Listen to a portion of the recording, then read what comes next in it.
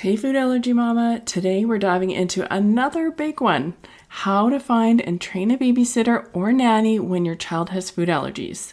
Because I know it can feel like a huge leap to leave your child in someone else's care, especially when food allergies are part of the equation. But with the right steps, you can do it and feel okay about it too. Whether you're heading into a much needed date night, a work event, or honestly just going to Target alone. Today's episode will help you feel way more confident about how to prepare someone else to care for your child safely. Let's get to it. Hey Food Allergy Mama, if you're here, you've likely experienced the scary and lonely food allergy diagnosis with your child. Unfortunately, food allergy parents aren't taught how to navigate the food allergy lifestyle, and it's easy to feel alone and discouraged sometimes. But I'm here to show you that food allergy life doesn't have to feel restrictive, scary, or isolated. I'm Corinna, and I'm a 17-year food allergy mom and food allergy coach at Friendly Pantry Consulting.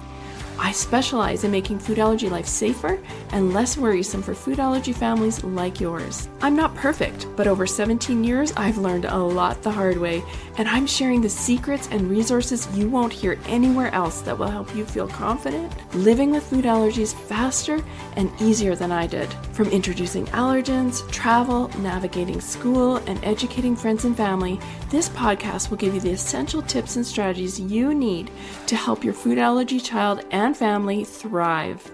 Welcome to the show.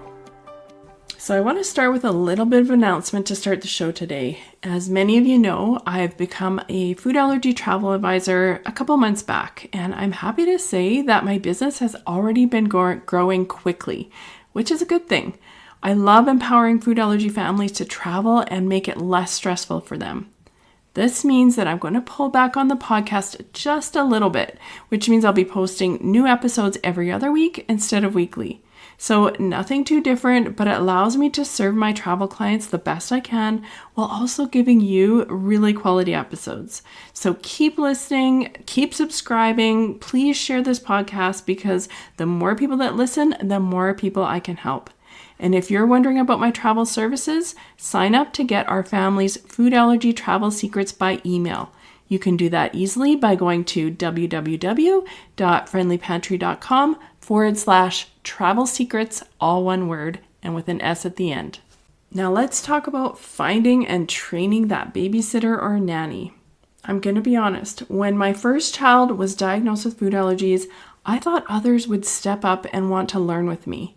I kind of assumed that people in our life, like friends, neighbors, even other parents, would be curious, supportive, maybe even proactive. But a lot of them weren't supportive. Not when it came right to the parts that make it hard, like let's say avoiding their favorite holiday foods or understanding cross-contact or contamination. I remember one moment that really stuck with me. I was telling a friend about some of the things that included my daughter's allergens, and I admit that there were a lot. She was planning a casual get-together with the kids, and she asked how she could cook a safe meal. I started explaining, hoping it would turn into a really helpful conversation. Instead, I got a polite smile, maybe a shrug, and one of those comments like, "Wow, you're getting pretty specific. I'm sure it's fine if there's just a small amount." I stood there feeling this wave of isolation crash over me. That moment where it hits you. I might actually be the only one who takes this really seriously. Not because they don't care, but really because they don't understand. And they're not really interested in learning more. It felt lonely. It even made me doubt myself for a second. But then I reminded myself, I am not here to convince everyone. I'm here to protect my child. And that's why now, when I look for a babysitter or nanny, or even talk to other teachers and coaches, I don't focus on whether they already know everything. I look for people who are really willing to learn, people who ask questions, people who listen when I explain cross-contact or how to use an epinephrine auto-injector. Because if they have the right attitude, I can teach them the rest. So if you're feeling like you're carrying this whole food allergy thing on your own shoulders, I see you. But you're not alone. So many of us moms have been there. But you can build a circle of people who listen, who care, and who step up, even if it starts with just one person at a time. Because every single person that you educate is one more person that knows. And this is leading me to tip number 1 for when you're finding and training a babysitter or nanny. Look for a good attitude over experience. So let's start with this key question to ask any potential caregiver. How would you take care of someone with a food allergy? Now, don't panic if their answer isn't perfect. What you're really looking for is someone who has the willingness to learn and a respectful attitude about food allergies. This matters more than someone who already has experience. In all of my experiences, I've learned that a humble learner who is often much more careful and teachable than someone who assumes they already know it all. Tip number 2 is choose someone mature enough. And I know that 12-year-old neighbor might be adorable and maybe she just passed that babysitter course, but for food allergy families, you need someone who can handle stress and follow medical instructions. And maybe that 12-year-old is just fine with that. You will have to make that call, but it doesn't necessarily mean hiring a professional nanny either, although that could be an option. But maybe you want to find a responsible college student, a seasoned team from your community, or a trusted family friend. Maturity and decision-making matter more than age, so that might mean that the 12-year-old will be a great sitter. It's just a matter of testing things out and seeing what you think. And once you've found that sitter, you want to invest in training because it's worth it. And maybe what you think about doing is before you ever leave the house, set aside an hour for paid training time. I don't like to rush the training time or leave it to the last minute. So I suggest you have them come over for an hour and you pay them and go through everything you need to go through. So things like going through your child's anaphylaxis emergency plan, what symptoms to watch for. And I'm going to post a link in the show notes about the Quad AI Guide to Anaphylaxis with some really good explanations of what to watch for anaphylaxis. You want to also go over where the epinephrine is kept, how to use it, what to do after epinephrine is given.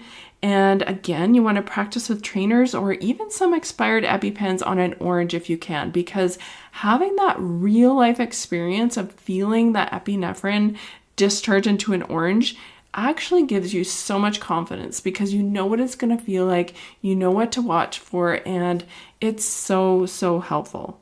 The idea here is to gain their confidence, and that in turn is going to give you peace of mind, knowing that your child is going to be safe with them. Now, I don't want you to forget to role play and run scenarios with them.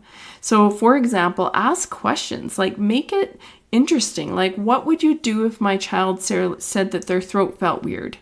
Run through some different scenarios. Or what if they got a rash around their mouth? What would you do? If you can kind of go through these things, talk it through, don't expect them to be perfect, but give them some advice on their answers and give them feedback so that they are confident. These are all things that are going to increase their knowledge and give you confidence that your child is going to be safe while they're with them.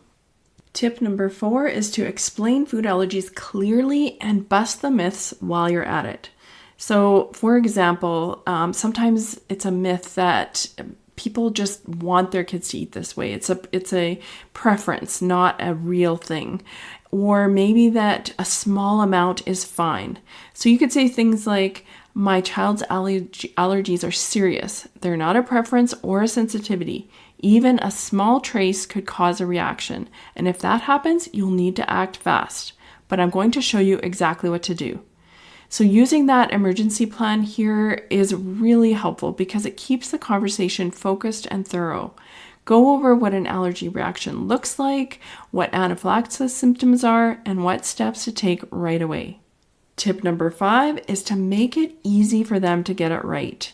And this one is for you as much as it is for them. And one way to reduce your stress and theirs is to do things like pre-make the meals and snacks, maybe avoid care during meal times if possible. Like maybe you could give the kids dinner early or late so that you're there when it happens. Or ask them not to bring outside food and only serve what you've approved. Keeping things simple helps your sitter succeed. And of course, that's the name of the game here. Here's a couple of bonus tips for smooth sailing. Leave written instructions and label everything. Walk them through cross-contact risks, especially for younger kids who still touch everything and put their fingers in their mouths. And revisit and retrain occasionally, especially if they haven't been at your house or you're looking after your kids in a while. Leaving your child with someone else is hard, even without food allergies. So please know that you are not doing it wrong if you feel nervous. The goal is not to eliminate risk completely, because that really isn't something we can do. But instead, it's to give yourself the tools, the systems, and the people you need to make things easier, safer, and more doable. And if no one has told you lately, you're doing a really great job. What tips do you have for training babysitters? Send me a message at Friendly Pantry on Instagram and let me know. If this episode helped you, please share it with a fellow food allergy parent or leave a 5-star review to help others find the show. Thanks for listening, and bye for now. Before you go, Mama, if you love this episode and want deeper support, head over to friendlypantry.com to see how we can partner together to keep your food allergy child safer and worry less. There's no need for wasting time searching all over Instagram, TikTok, and the web to get the practical knowledge you need for your family. While you're there, grab your free Food Allergy Kids Empowerment Guide or the newly diagnosed checklist today. Topics are not medical advice and are the opinions, views, and property of Friendly Pantry Consulting Incorporated. All rights reserved. Always contact your board-certified allergist, immunologist for health advice.